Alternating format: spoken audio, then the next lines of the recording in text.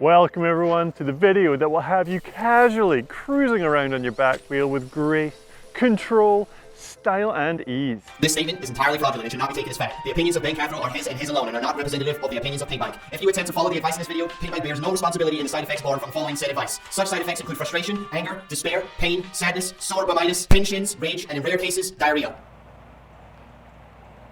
Anyway, if you're here, you've probably already watched other how to wheelie videos but are still struggling to learn it.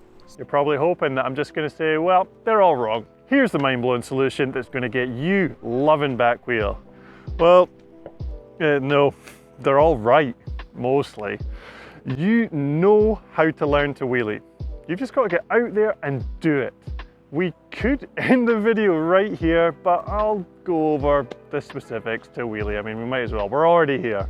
Step 1, forget about the how, why, where, when, and all that usual pish I chat about for a second. The next 3 videos will be teaching wheelie, manual, and bunny hop, which are all skills that are linked together, and they're impossible to learn without one thing: commitment. Go all the way back to episode 1 of the series, take that learning framework and apply it to this skill. Step 2, take your newfound motivation and head to a nice clear area like a private road, corner of an empty car park, your yard, anywhere reasonably flat without any features. Now, don't get in the bike yet. First of all, there's a few things that are going to make things easier for you. Flat pedals. There will be a time when learning that you have to get off all of a sudden. This is easier with flat pedals compared to the clip-in versions. Also, make sure that your back brake works consistently well. It's your safety net when learning to wheelie and one of your main controls. I've had to jump off real quick on more than one occasion when my back brake needed a service and didn't work. Adjust your saddle height so it's a little bit down from your climbing height. Too high and it can be more difficult to balance and harder to get off on an unplanned rapid dismount. Too low and it's hard to put the power through the pedals because your legs are too bunched up. Select the right gear. Everyone has slightly different gearing and I can't tell you exactly which one to use. Towards the easy end of the spectrum is usually best. Too easy and you'll find the wheelie too slow and hard to balance. Too hard and you'll find it hard to get the front wheel up and maintain it up there. It's up to you to experiment. Step 3. Begin with some small controlled front wheel lifts under power. To do this requires 2 things: a sharp burst of power through your pedals and a well-timed weight shift. The power comes from one big, strong pedal stroke with your preferred foot. The weight shift is from front to back, starting with your head over the front wheel and ending with your arms straight, all while being sat down. Smaller riders can add more energy to this weight shift by starting stood up and forward so they can shift more mass as they sit down to generate more front wheel lift. Also, giving the front suspension a sharp squish just as you start that move backwards gives you a little extra boost. I'm a big boy, so I don't really need to do too much. Your goal is to get consistent, centered and balanced front wheel lifts under power. The big mistake that most people do when trying to do this is immediately going squint. This can be from loading the bike unevenly and because you're powering through one foot at a time, which puts an uneven load through the bike. Focus on keeping the core strong, the bike straight, and keep doing this until you feel you can consistently go straight and get a few pedal strokes in. At this point, you don't want to be trying to get your front wheel all the way up to the balance point, but just in case, keep your finger over that back brake, and if you feel it coming up too far, pull on that back brake and that'll drop your front wheel back down to the ground. Step 4, on that point, learn your safety net. Take your controlled front wheel lift under power and start using the back brake to drop the front wheel back to the ground.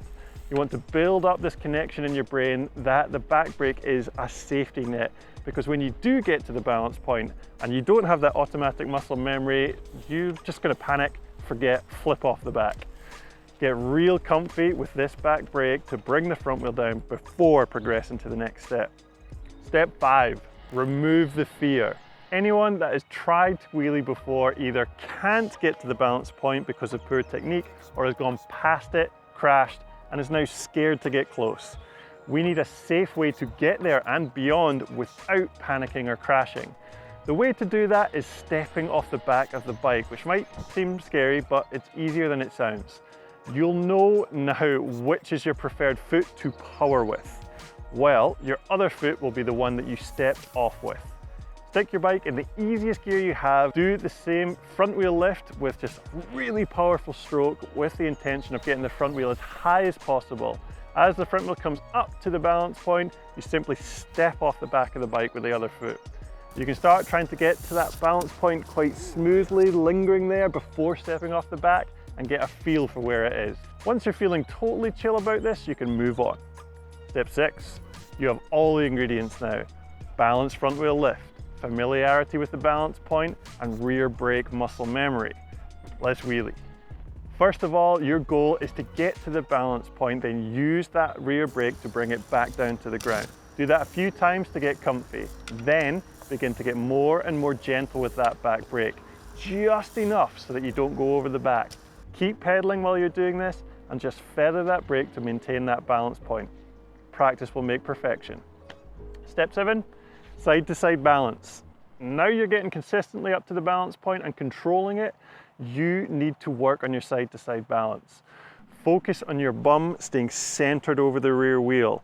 Try not to lean your body side to side, stay centered and use your knees to shift your balance left or right. If you feel your balance shifting to the right, stick your left knee out. If you feel your balance shifting to the left, stick your right knee out. Keep playing and eventually you'll figure out how to do it. Step 8, wheelie everywhere, at every opportunity, all the time. It's the only way to get better and have fun with it. Play all the time and you will figure it out.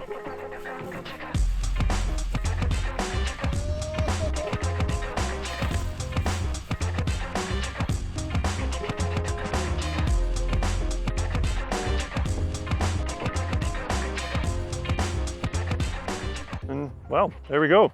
Nothing groundbreaking. It's probably stuff you've heard before, but it's super simple, nice steps to follow, and it's going to get you wheeling. The main thing is you've got to get out there and start learning. Share some of your success and failure stories by tagging @Pinkbike and #HowToBike on the socials. Let's try and make a little learning community to encourage people to get out there and learn something. Good luck out there. See you in the next one. Be a wheelie. Be a wheelie. Come on. Be a wheelie.